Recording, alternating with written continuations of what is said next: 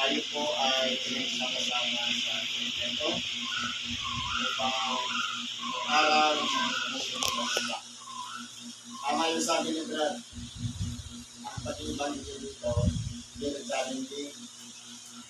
Kumbaga, marami ng kalibana, di pang huli, wala ng pagkakita, focus na. Pero, dahil nga ang galoon ng Espiritu Santo ay iba-iba sa bawat isa. Ngayon, ipapaliwanag natin ayon sa galoon ng Espiritu Santo. Kung pag-aaralan po natin ang mensahe ngayon, katulad din natin, may yung versikulo, dahil hindi na tayo. Pero yung laman niya, punong-puno. Kumbaga, siksik-dikit, Kumapaw. bigkit natin sa pagkulit natin, wala sa pagkulit natin sa harap. Kumbaga, ang sitas, kasay kumuli. Pagamat ito tayo na, sabi nga, mupong na, nakabasa, dahil nga kalooban ng Diyos na sa inyong pamahayag, binabasa mo na bago tinatalakay, nasa ganon, magkaroon ng magandang ugnayan, yung nagpapakagat doon sa inyong. Ang una po, sa Ebanghelyo ng San Lucas, sa Kapitulo 11, versikulo 23 hanggang 26. Ang sabi ganito, ang hindi sumasa akin ay laban sa akin.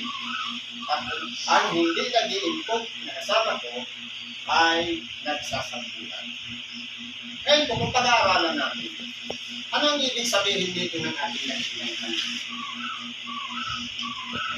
Kinakailangan, kilalanin muna natin ang ating sarili kung tayo ba ay sumasa kanya o kung siya ba ay sumasa.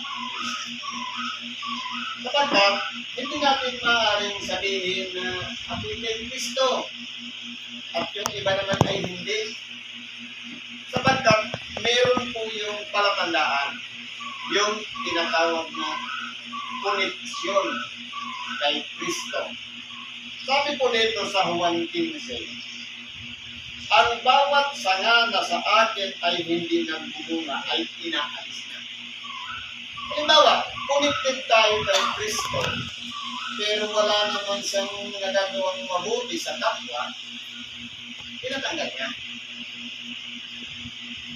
Walang tayong karapatan magtanong, bakit kaya nawala sa bakit ganun? Dahil kalimutan niyo ni Kristo. Ano bang sabi dito? Ang nananatili sa akin at ako'y sa Kanya. Ano po yun? Ang taong nananatili kay Kristo at siya naman ay nananatili sa akin. Paano po yun? Halimbawa, sa bawat pagtitipon o araw ng pagsamba, palagi tayong nariyan, present at full time. Ibig sabihin, kung sa kalagayan ng teacher, pag ang estudyante palaging present, napapansin ng teacher at palaging attendance ito. Kaya kilalang kilala yun ng teacher dahil lagi siyang nakikita. Pero doon naman sa, kung tayo naman ay si Kristo naman ay nananatili sa atin, makikita po sa pamamagitan ng ating ginagawa. Kung ito ay kumaayon sa kanyang kalooban. Sapagkat po, sabi dito, sapagkat kung kayo'y hiwalay sa akin, ay wala kayong magagawa. O, sino po yung kay natin? Ang hindi nag-iimpok na kasama ko ay nagsasangula. Halimbawa, grabe ang sakripisyo natin. Nag-ayuno tayo ng 40 dias, nag-ayuno na 72 dias. Lahat naman ang ginawa natin mabuti. Pero wala si Kristo sa buhay natin. Useless. Sabi nga, nagsasangkulan. Para kang nag-iipon, pero yung pinag-iipunan mo, wala. butas.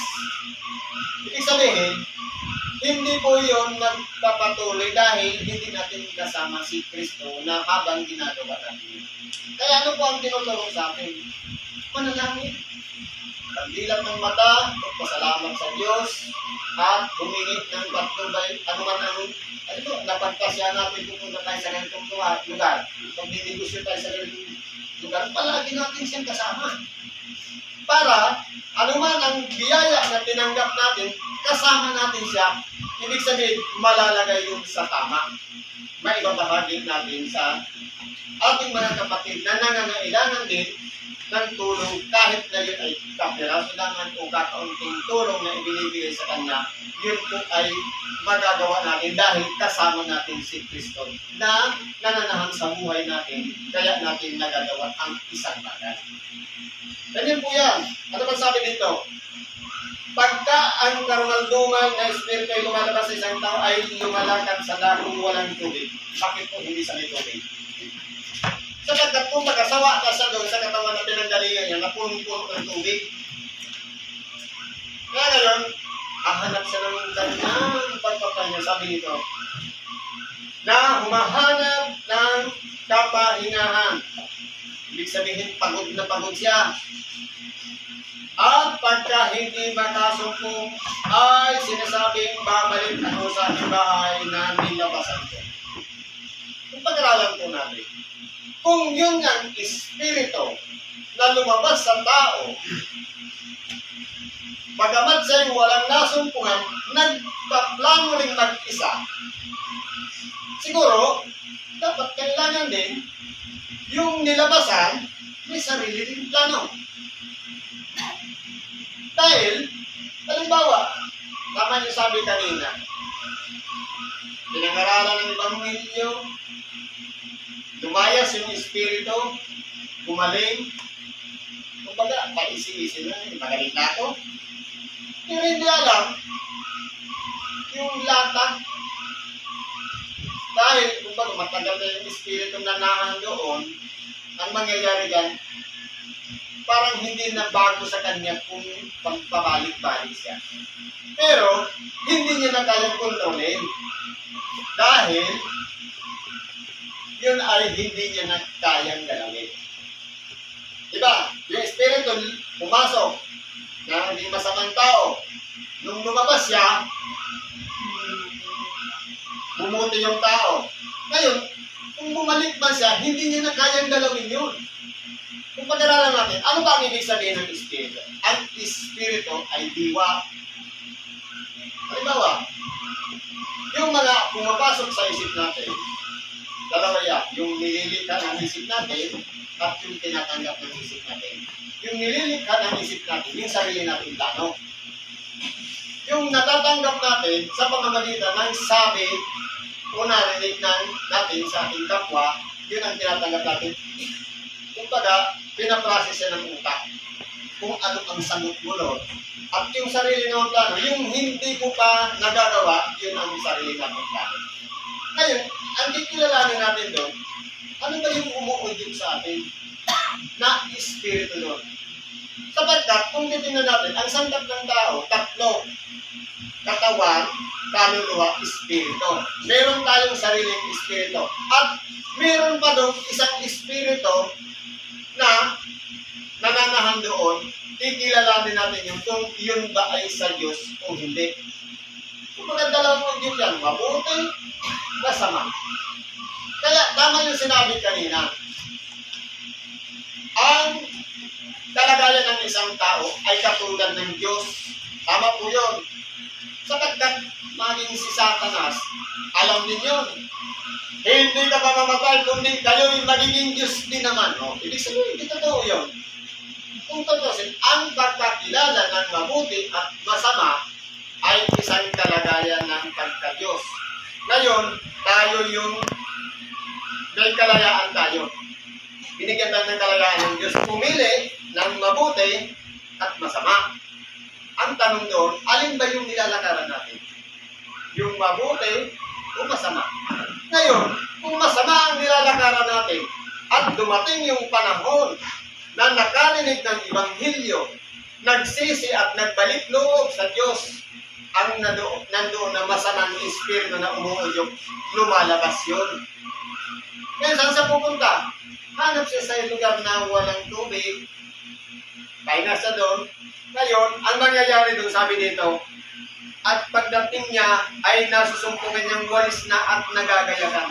Bakit muli siyang nakapasok? Bakit nalaman niya na walis na at nagagayakan? Ibig sabihin, may kalayaan pa rin siyang bumalik.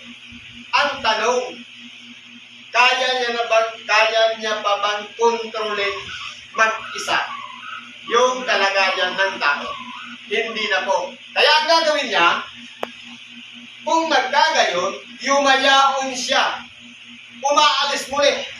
At nagsasama ng 7 pang espiritu na lalong masasama pa sa kanya. Ibig sabihin, yung espiritu palang lumayas, nagbabago rin yun. Kaya lang ang gagawin niya, dahil hindi niya na kayang baguhin o pasunodin yung kalooban ng tao, ang gagawin niya, maghahanap siya ng 7 espiritong mas masama pa sa kanya na isasama niya papasok doon sa isang tao. Kaya ang nangyayari, napapasama kaysa sa dating kalagayan.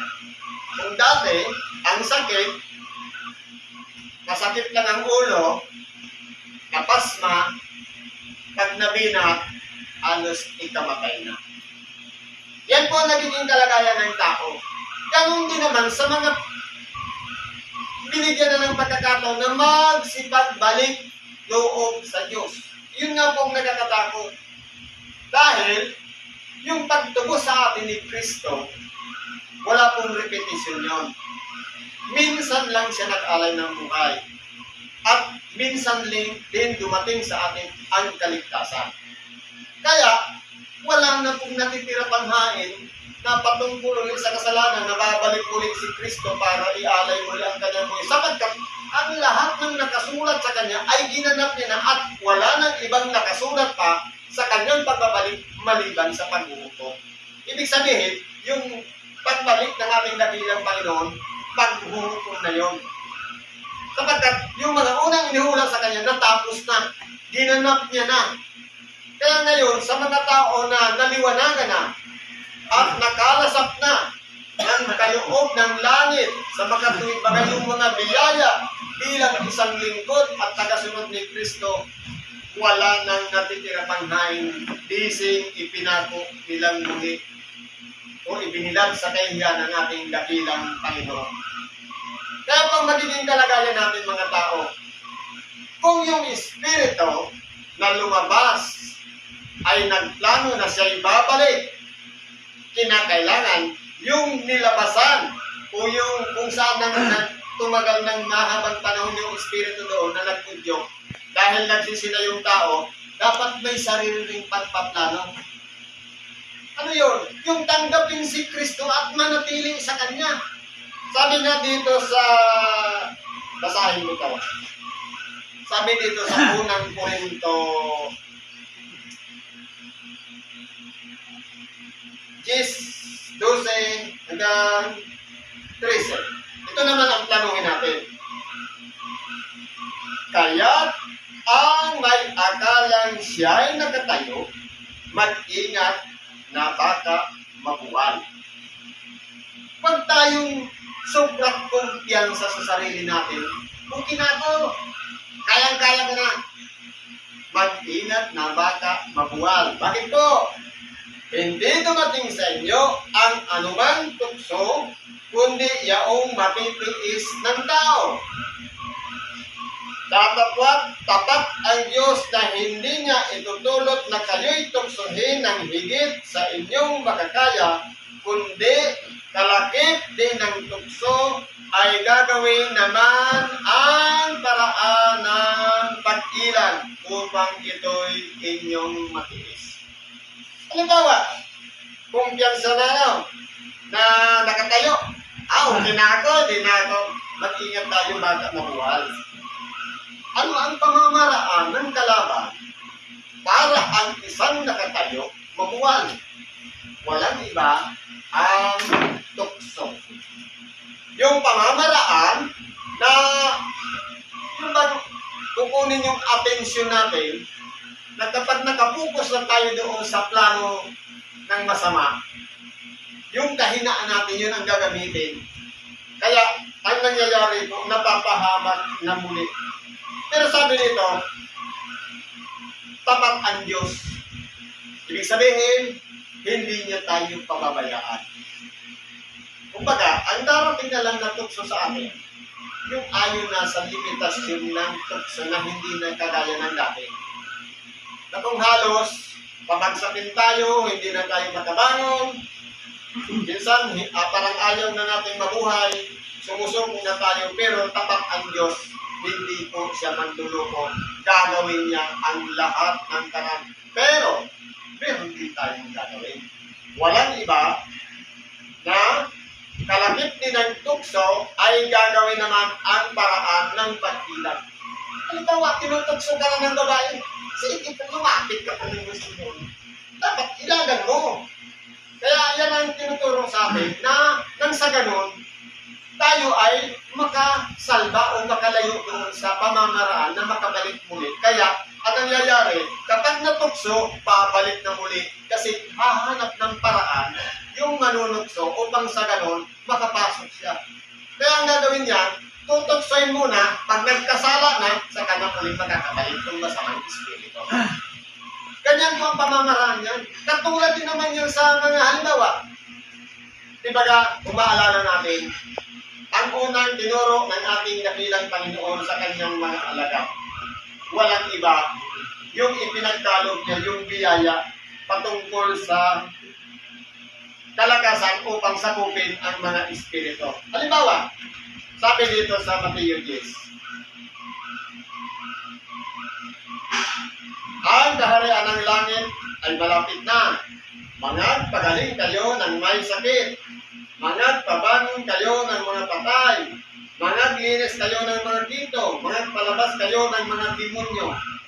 O, yan ang mga sabi ng ating dakilang Panginoon sa kanyang mga alagad. Ngayon, may babala din ang ating dakilang Panginoon sa kanyang mga alagad.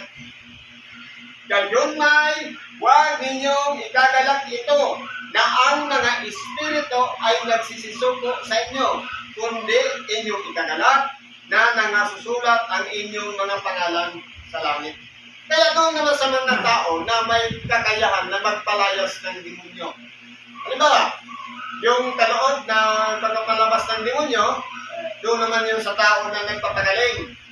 Ngayon, sa pamamagitan ng Ebanghelyo at salita ng Diyos at iba pang mga wika, lumalabas ang demonyo.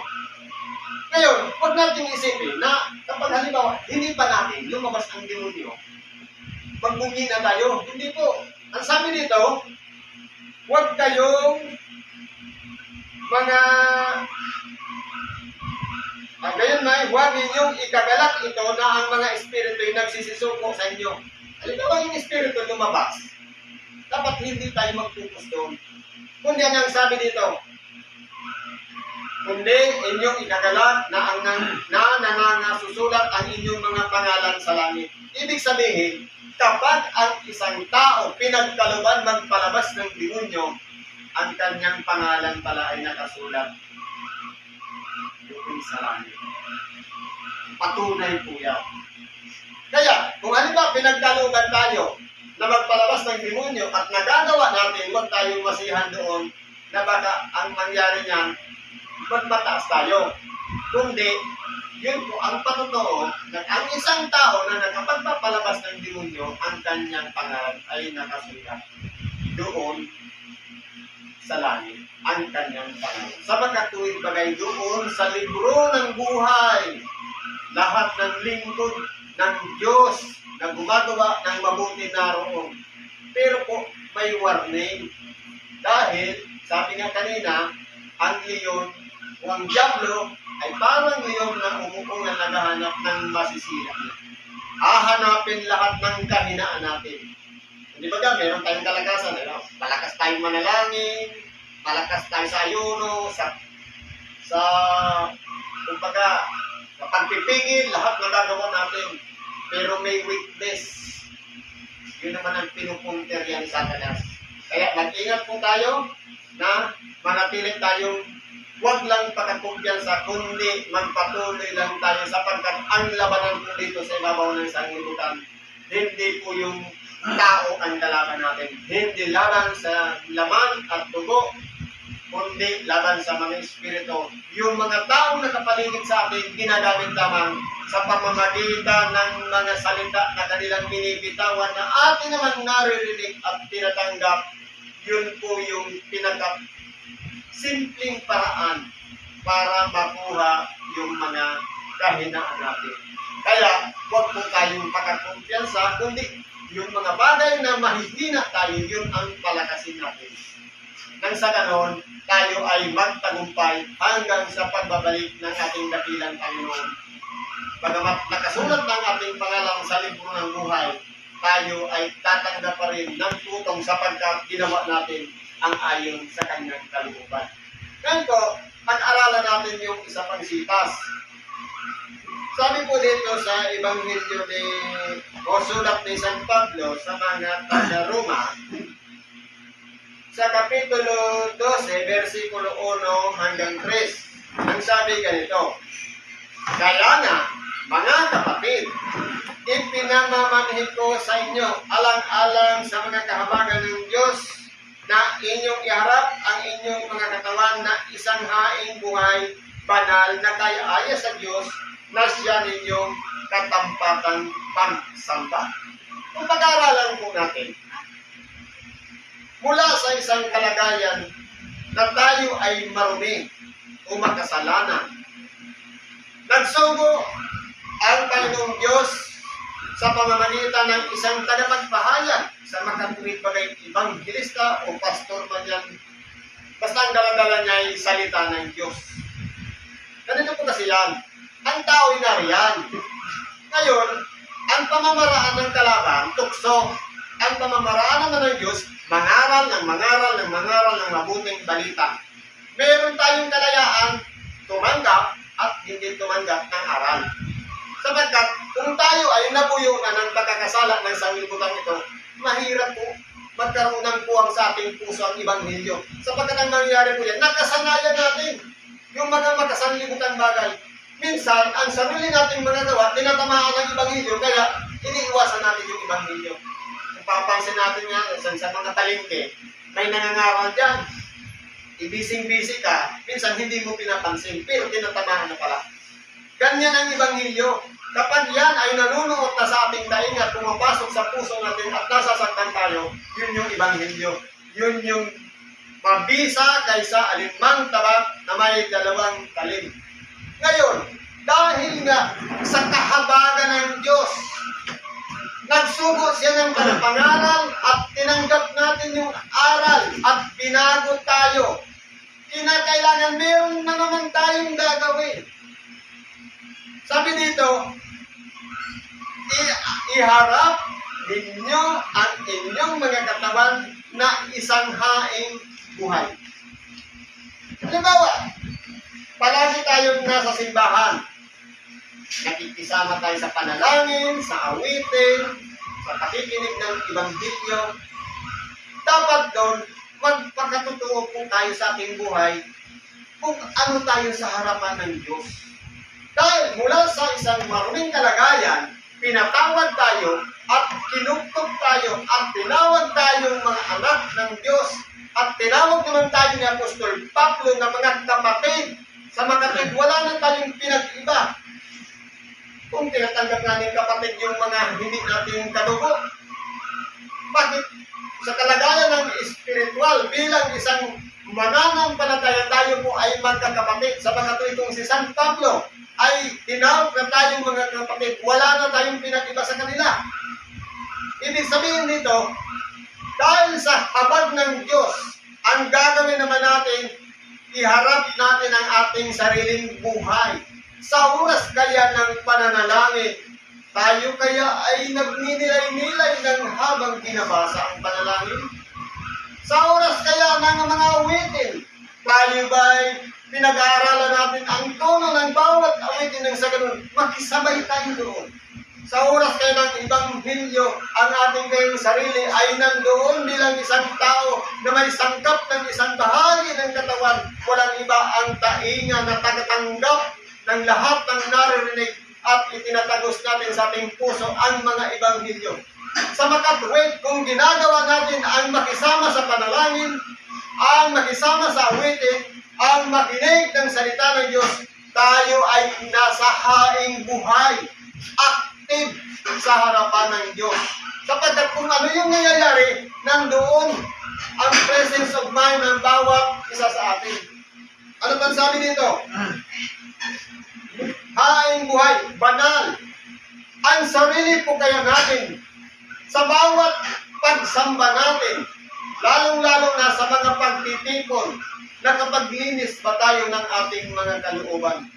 Sabi nga sa unang Pedro, yaman banal ang tumawag sa inyo, kayo naman ay mga pagkabanal sa lahat ng inyong mga ginagawa.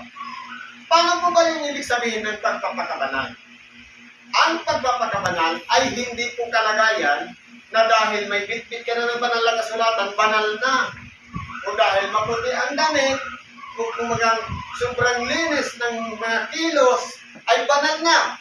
Ibig sabihin yan, ang banal hindi po nakikita ng mata. Kundi yung kabanalan, dapat kung ang Diyos ay walang kasalanan, sa makatuwid bagay banal, dapat ang ating pagkatao din naman ay nililinis natin sa pamamagitan ng pagsisisi at paghingi ng tawad sa Diyos. Yun po yung pagpapakabanal. Ang problema, sasabihin natin doon sa panalangin, Ama, patawarin mo kami ng aming mga kasalanan. Gaya naman namin ng pagpapatawad namin sa mga may sala sa amin. Okay. Sasabihin natin, humihingi ako ng tawad sa iyo, nagpatawad na rin ako. Ang tanong, lumipas ang 5 taon, nakita muli yung kaaway, galit pa ako sa iyo. Ang tanong, napatawad na ba yun? Ang pagpapatawad, sa maiksing salita, kinakalimutan na yung dating mga ginawang masama. Halimbawa, kung ang pamamaraan ng Diyos na pagpapatawad, lahat ng nagawa nating pagkakasala ay kinalimutan niya na. Ganon din dapat ang magiging kalagayan natin sa ating kapwa. Kung sila man ay nagkasala sa atin, hindi na muli natin aalalahanin siya. Yan po yung pagpapatawad. Ngayon, kung hindi pa tayo nagpapatawad, hindi rin tayo mapapatawad. Hindi rin masasabing tayo banal dahil kahit anong hingi natin ng kapatawaran, nananalangin, patawarin mo kami ng aming mga kasalanan gaya. Ibig sabihin, tayo yung unang magpapatawad bago tayo tumanggap ng pagpapatawad ng Diyos. Ganyan pong ibig sabihin yan. Kaya kung halimbawa, pagbalik ng ilang panahon ay ganun pa rin uli, galit ka pa rin doon sa isang tao, magbumuka tayong sinungaling. Para maging totoo tayo, kung tayo ay nagpapatawad, dapat tutuhanin na natin, wala na tayong kaaway. Kumbaga, ang mangyayari dyan, sa kalagayan ng tao, hindi ka na magagalit doon sa tao. Kundi, magagalit ka doon sa kanyang mga ginagawa. Kapag inulit, yung gawa niya na ang pagalitan mo, hindi yung sarili niyang pagkatao. Ganun kasi tayo, halimbawa, minura tayo, ang gagawin natin, galit na tayo doon. Dapat magalit lang tayo sa bunganga niya kasi walang tigil sa kakamura. Hindi doon sa buong pagkatao. Kung doon lang sa sinabi niya, doon tayo magagalit. Yun na yung limitasyon nun.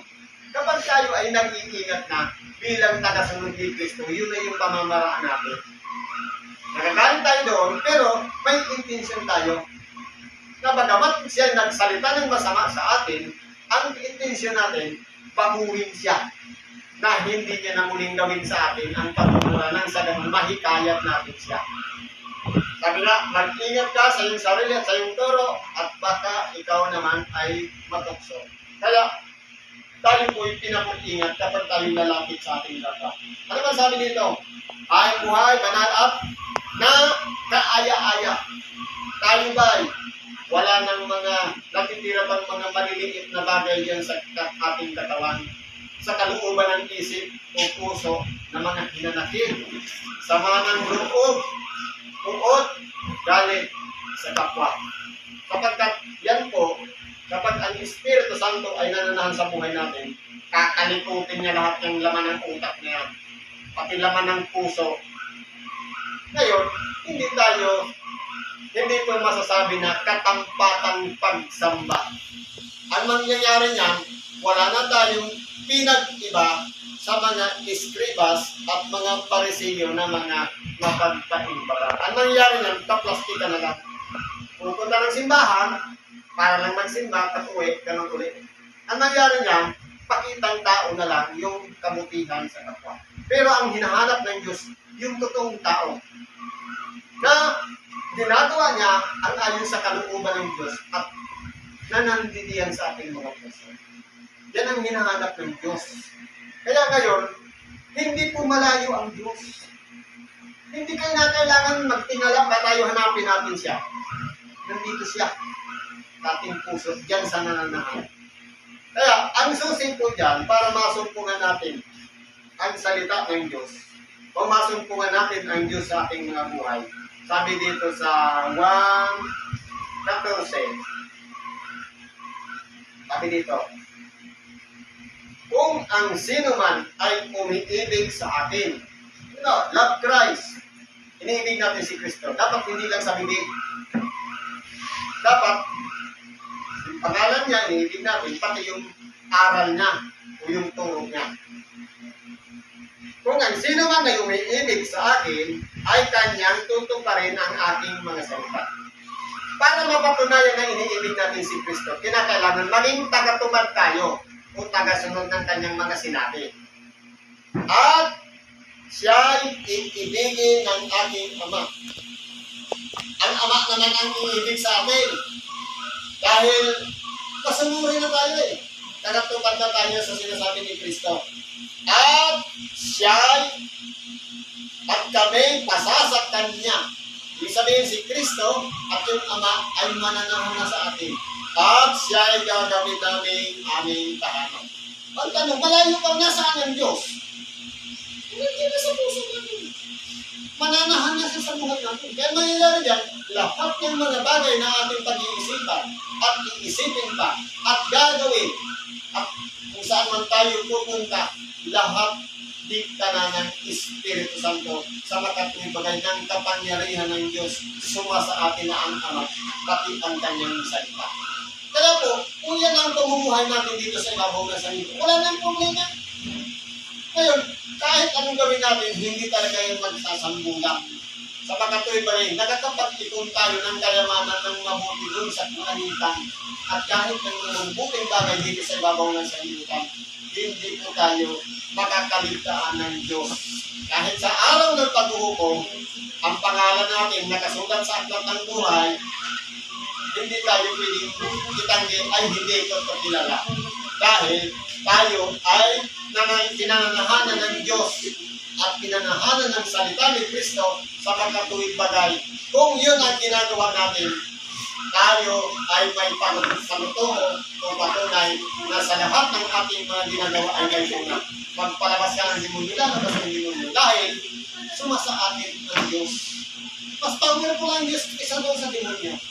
Pero ang tanong, bakit pinahayaan ng Diyos ang mga demonyo na nandiyan lang? Para challenging. Ang tao, may kalayaan naman. Kung ano lang gusto niya gawin, kung mabuti, kung masama, sapagkat mas maganda daw ang kwento kung mayroong kontrabida. Ito pala sa pelikula. Walang pinta ang buhay ng bida kung walang kontrabida. Kung baga sa buhay natin, hindi po yung kapitbahay o kaibigan natin ang kontrabida sa buhay natin, sarili natin. Ang gusto nito, puso, love. Ang gusto nito, kahit maglalaban niya ito at ito. Kita ng laman at puso. Saan naninirahan ng Diyos? Hindi sa isip, hindi dito, nararamdaman natin. Kaya hindi ibig sabihin na, sabi nga, ibigin nga ninyo ang yung mga kaaway. Hindi ibig sabihin, dahil kaaway kaya, minura ka na. Yakapin mo pa, paano mo may hawak-hawak na ita? Hindi nakagak ka. Diba sis? Kung yun yung hindi naman pinilakapin, ano ba pamamaraan para maibig mo yung kaaway mo? Ipanalangin mo siya na mag-iwanan ang isip niya. Huwag niya nang ulitin yung kanyang pagdamaga. Kaya mahirap, yun ang mga pamamaraan. Madaling basahin, pero yung pag-interpret, pagpapaliwanag ng mga versikulo, kinakailangan, pinapalawak po yan. Ano bang sabi dito? Sabi po dito, at ba't kayo nagsiayon sa sanlibutan ito, kundi nag-iba kayo sa pamamagitan ng pagbabago ng inyong pag-iisip, upang mapatunayan ninyo kung alin ang mabuti at kayaya ang tubos na kalooban ng Diyos. Meron na tayong kalayaan magpili. Kung ang susundan natin ang hilig ng sanlibutan ito, sa makatuwid bagay yung katanyagan, kadakilaan, mga bagay na minsan, kaya ngayon, eleksyon. Lahat ng ginagawa may pangalan. Pag-aralan natin. Kung yan ang iniisip natin, sarili natin kapulihan, ang katanyagan, papunta tayo niyan sa kapalaluan. Kaya nangyayari niyan, kapahamakan ng sarili natin. Ang iniingatan ko kasi natin, hindi yung katawan, kundi yung nag-iisa natin kaluluwa. Yung Espiritu ng Diyos na nandiyan sa buhay natin, sa makatuwid bagay, yung diwa natin, yun ang ay inudyukan ng Espiritu Santo nang sa naman gumawa tayo ng mabuti. Ito naman pipa ng laman, yun naman ang ginagamit ng masama para tayo gawin natin yung mga makasanglibutan tayo. Dahil ito, galing sa sanglibutan kinuha. Yung Espiritu galing sa Diyos. Yung katawan natin galing sa sanlibutan, kaya yun ang ginagamit lang para gumawa tayo ng masama. Nandiyan na yung kadakilaan, kapalaluan, katanyagan, kung pag-aaralan natin, yung karunungan dito sa ibabaw ng sanlibutan, may limitasyon yun. Pagkatapos ng isang tao ay mamatay, wala na. Pero yung karunungan mula sa Diyos, walang iba. Yung pagkakilala natin kay Kristo, yun po yung pinakamaganda sa lahat. Na nasumpungan natin siya, nakilala natin siya, at ating kinikilala ang kanyang mga aral at isinasagawa. Tunay nga po na hindi niya tayo kaliligtaan hanggang sa ikalawang buhay. Kapagkat may pruweba siya, ang sinuman tinatakan ng Espiritu Santo o kinahabagan at nanahan dyan ng Espiritu Santo, ang ating pangalan ay nakasulat na sa aklat ng buhay. Ang pag-hukom, kung pag-aralan natin, wala na doong huwes, wala na doong tagapagtanggol na ididipinsa mo pa ang sarili natin, nasasabihin natin, Panginoon, nag-aral din naman ako ng Ebanghelyo. Panginoon, nagpagaling din naman, nagpalabas na din naman ng demonyo. Ang sabi, hindi ko kayo na nakikilala, kayong managawa ng katampasan. Kaya, kung ang ginagawa natin, paninirang pulit sa kapwa, panduwahagin sa ating kapwa, na yan ay wanis ng Diyos, ibig sabihin niya, yung nanggawang katampalasan ng kahit anong kapila natin, hindi tayo magkakaroon ng bahagi doon sa harapan ng ating dakilang Panginoon. Sapagkat, ginawa na natin. Pero habang tayo nabubuhay dito sa ibabaw ng sanlibutan, hindi pa huli ang lahat. May pagkakataon pa para tayo ayusin ang ating mga sarili, magbalik loob tayo sa Diyos at lakaran natin yung yapak na pinaglakaran ng ating dakilang Panginoon Jesus Cristo. Kaya, meron na tayong kalayaan na malaman natin yung mabuti na kaya-aya at tubos na kalooban ng Diyos. Pakiramdaman natin sa ating sarili kung ano yung nais ng Diyos sa ating mga buhay. Hindi dapat umiral ang ating mga isip. Sapagkat, sinasabi ko, sa pamamagitan ng biyaya na sa akin ay ibinigay sa bawat tao sa inyo na huwag mag-isip sa kanyang sarili na totoo na tayo kaysa maragatat ng isipin. Halimbawa, itinanagat tayo ganun na. Mababang talaga yan kung mahirap kahit inaalikos na tayo araw-araw ng kapit bahay natin. Hindi tayo doon. Kung na tayo mag-isip na, hindi ko tinatagtanan itong sasabihin mo, murahin pa natin. Minsan, huwag ganun. Sapagkat, ipinapahabat pa natin ang ating sarili. Ibig sabihin dito, sa pamamagitan ng biyaya na ibinigay ni Apostol Pablo, tayo naman mga tao, huwag mag-isip anak sa kanyang sarili na totoong matayo tayo sa nararapat ng isipin. Kundi, mag-isip ng may kahinahunan. Pag nag-iisip tayo, relax lang. Hindi yung laging plano natin. Gusto natin malaking bahay. Sabi naman ng sanliwanan, libre ang mangarap. Mangarap ka lang, wala naman bayad yun. Ang tanong, sa sobra natin dahil isip, baka mamaya na may nalapas tayo na tayong kapwa. Baka gusto natin magkaroon na ganyan, para instant, pinakaw mo yung pag-aaral na yung kapwa. Gusto ko lang iPhone 12. Para madali, matawin mo yung iPhone 12 ng kapitbahay mo. Di ba? So, kaya, ang nangyari dyan, dapat hindi ganon. Dapat may kahinahunan ang ating mga pag-iisip ayon sa kasukatan ng pananampalataya. Yung limitasyon ng ating mga paniniwala. Kung hanggang saan yung ating paniniwala. Ngayon, kung ang pananampalataya natin, katulad ng, sabi nga doon sa isang butil ng mustasa, na kapag sinabi mo sa bundok na ito, lumipat ka at sumusunod, ay napakalakas ng ating pananampalataya. Ang tanong, susunod kaya yung bundok ng isang lumipat mo dun sa Ligaspe? Anong klaseng bundok? Yung kabundok na problema. Kung lumayas ka sa akin, hindi kita kailangan. Ang pinaka-importante po dyan, kilalanin natin sa ating sarili kung hanggang saan lang tayo. Yung pamamaraan ng pagtawag sa atin at yung magiging kalagayan natin bilang tayo'y mga lingkod ng Diyos.